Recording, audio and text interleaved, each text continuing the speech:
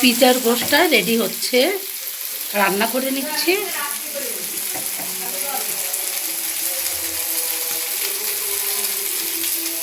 ডোটাও ready করে ফেলেছি।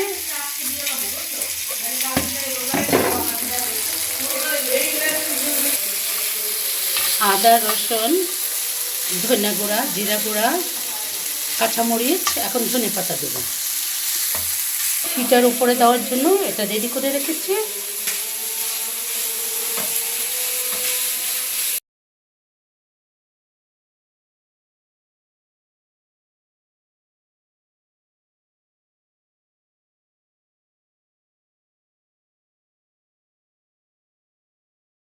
পিৎজার সব কিছু রেডি করে এনেছি।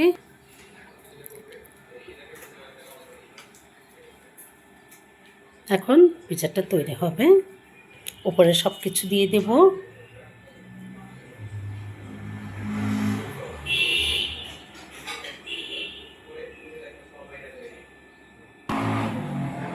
আগে আমি পিস পিস করে রেডি করে নিচ্ছি, কেটে নিচ্ছি।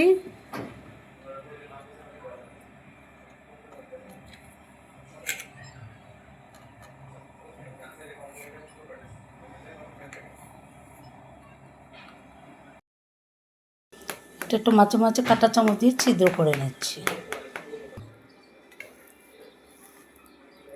আগে সস দিয়ে মেখে নিচ্ছি।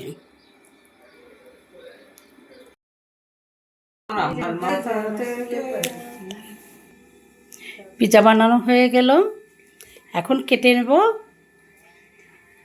ভালো থাকবেন। ভালো লাগলে লাইক, কমেন্ট, শেয়ার করবেন। আসসালামু আলাইকুম।